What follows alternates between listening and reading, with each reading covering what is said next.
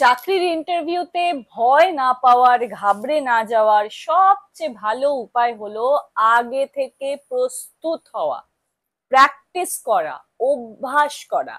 এইটা কিন্তু ম্যান্ডেটরি। এই কাজটা কখনো বাদ দেওয়া যাবে না। তোমার মনে হতেই পারে যে আচ্ছা এই রোলটা তো ঠিক আছে, আমি ইন্টারভিউতে যা জানি সেই বিষয় তো বলতে হবে, তো আমাকে যা প্রশ্ন করবে আমি সেই মতো উত্তর দিয়ে দেবো। না জাদু, ব্যাপারটা অত সোজা নয়। ওখানে তোমাকে যেটা করতে হবে, জি, অধিকাংশ ক্ষেত্রে যে সমস্যাটা হওয়ার সম্ভাবনা আছে, প্রভূত সম্ভাবনা আছে, তা হলো যে তোমাকে ধরো প্রশ্নটা করা হলো, তোমার হয়তো জানা ব্যাপার, ঠিক আছে, তুমি জানো পুরোটা। এবার উত্তরটা দিতে গিয়ে তুমি ঘাবড়ে গেলে, হঠাৎ করে ঘাবড়ে গেলে, এবং এবার সবকিছু কিরকম একটা গুলিয়ে গেল। এবার তুমি বুঝতে পারছো না যে আচ্ছা এটা বলবো না ওটা বলবো। তখন কি হয় বলো তো, যে তুমি ফাম্বল করতে শুরু করে দেবে, এক কথার পিঠে কথা হয়ে যাবে, তারপরে ঠিক জায়গায় ঠিক কথা বেরোবে না। এরকম করতে গিয়ে যেটা হয়, তোমার জানা জিনিসও তুমি ভুল করে ফেলতে পারো। সেই জন্য সব সময় দরকার হলো, ইন্টারভিউ যখন থেকে তুমি জানতে পারবে যে তোমার এই তারিখে এই সময়ে ইন্টারভিউ আছে, তখন থেকে তুমি সেটার জন্য প্রস্তুত হওয়া শুরু করো। একদম রীতিমতো প্রস্তুত হওয়া শুরু করো। না হলে কিন্তু খুব মুশকিল হবে, এই ভয় তুমি এড়াতে পারবে না। সেটা তুমি কিভাবে করতে পারো? ওই যে জব ডেসক্রিপশনের কথা বললাম, সেই জব ডেসক্রিপশনে তোমাকে তো পরিষ্কার লিখে দেবে যে কি কি ধরনের তোমার কাজ থাকবে ইত্যাদি প্রভৃতি। সেই সংক্রান্ত যা যা প্রশ্ন হতে পারে, প্রথমত তোমার কাজের ব্যাপারে যেন তুমি পরিষ্কার করে গুছিয়ে বলতে পারো, এবং সেই সংক্রান্ত যা যা বিষয়ে কেউ জানতে চাইতে পারে একটা ইন্টারভিউতে, সেই সব বিষয় নিয়ে তুমি একদম পরিষ্কার ভাবে প্র্যাকটিস করবে। এবং এই অভ্যাস করার কথা যখনই বলছি, আমি কিন্তু এমনি শুয়ে শুয়ে চিন্তা করার কথা বলছি না যে আচ্ছা এটা না আমি এটা এইভাবে বলবো ওইভাবে বলবো, সেটা কিন্তু আমি বলছি না। আমি একদম ভেবে চিনতে, উদাহরণ দিয়ে, একদম লিখে লিখে অভ্যাস করার কথা বলছি। মানে ধরো তোমাকে কেউ প্রশ্ন করলো যে tell me about yourself, তুমি সেটা অনেক আগে থেকে, যবে থেকে তুমি জানো যে তোমার ইন্টারভিউ আছে, তবে থেকে তুমি একদম প্ল্যান করে নিয়েছো যে আচ্ছা আমি আমার চাকরির ব্যাপারে, আমার জার্নির ব্যাপারে এখান থেকে শুরু করব, তারপর এই কাজের কথা বলবো, এই কাজের কথা বলবো। বা যদি তুমি স্টুডেন্ট হয়ে যাও, স্টুডেন্ট হও এবং তোমার যদি প্রথম কাজ হয়, তুমি বলবে যে, তুমি ভাববে যে আমি এই পড়াশোনার কথা বলবো, এই ডিগ্রির কথা বলবো, তারপরে এখানে আমি কোন কোন প্রজেক্টে কাজ করেছিলাম, কি কি প্রেজেন্টেশন দিয়েছিলাম সেইগুলোর কথা বলবো, বা কি কি আমার অ্যাচিভমেন্ট সেগুলোর কথা বলবো, তারপরে আমি যদি কোনো ফ্রিল্যান্সিং করে থাকি সেটার কথা বলবো, তারপরে এটা বলবো। এবং এই ব্যাপারটা শুধু মনের মধ্যে ভাবা নয়, একদম লিখে লিখে লিখে লিখে প্র্যাকটিস করবে। আমি আবারও বলছি, লিখে লিখে প্র্যাকটিস করবে। কারণ যখনই আমরা মনে ভাবি তখন আমরা অনেক কিছু ভেবে ফেলতে পারি, ভাবার তো কোনো শেষ নেই। কিন্তু যখন আমরা লিখতে থাকি, তখনই দেখবে সব ভাবনায় একদম মানে দাঁড়ি পড়ে যায়। কেমন? এই একই সমস্যা হয় যখন আমরা ইন্টারভিউতে গিয়ে বসি।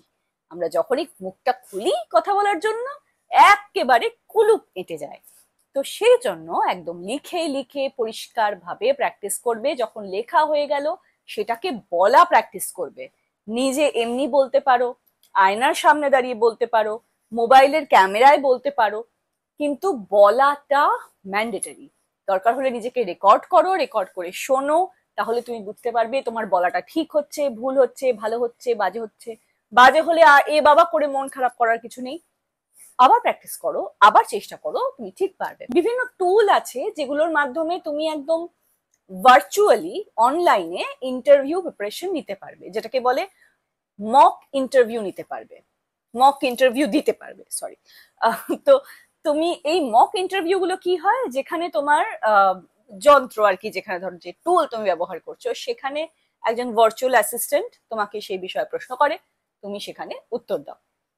অধিকাংশ ক্ষেত্রে এটা পেড টুল হয়, কিন্তু আজকের দিনে তো এআই বাবাজি এসে গেছেন। তো আমরা এআই বাবাজিকে ভালো করে ব্যবহার করব। অত কিছু চাপ নিতে হবে না, তুমি গুগল সার্চ করলে অনেক এআই টুল পেয়ে যাবে। না নিদেন পক্ষে চ্যাট জিপিটিকেই ব্যবহার করতে পারো। আরো একটা জিনিস যেটা করা যায়, যে তোমার আশেপাশে যদি এরকম মানুষ থাকে যারা এই ফিল্ডে অলরেডি কাজ করেছে বা করছে, তাদের সাহায্য তুমি নিতে পারো। সেটা তোমার বন্ধু হতে পারে, দিদি দাদা হতে পারে, কোনো সিনিয়র মানুষজন হতে পারে যারা তোমার পরিবারে আছে, আশেপাশে আছে, যেই হোক না কেন, সে যদি এই বিষয়টার উপর জানে, তার যদি দক্ষতা অভিজ্ঞতা থাকে, তাহলে তাকেও তুমি বলতে পারো যে আমার এই ইন্টারভিউটা আছে, আমাকে একটা ইন্টারভিউ নাও না। যত তুমি এগুলো করবে তোমার এটা অনেক বেশি সাবলীল হয়ে যাবে। অনেক এই যে ভয়টা থাকে না যে ও বাবা কি হবে কি হবে কি হবে, যত তুমি বিষয়টা জানতে থাকবে তত তোমার এখান থেকে ভয় কেটে যাবে।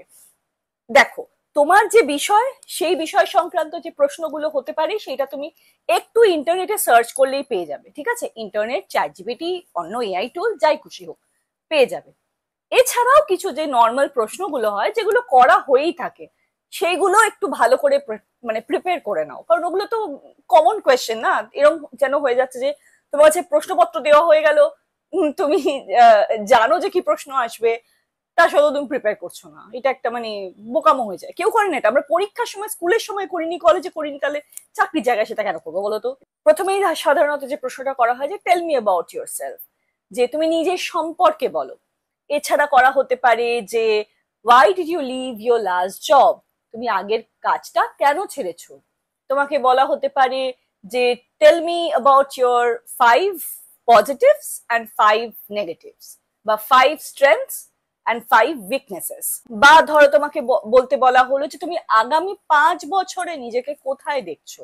আরো একটা জিনিস যেটা অধিকাংশ জায়গায় জিজ্ঞেস করা হয় তা হলো এই কোম্পানিতে তুমি কেন জয়েন করতে চাইছো, why do you want to join this particular organization।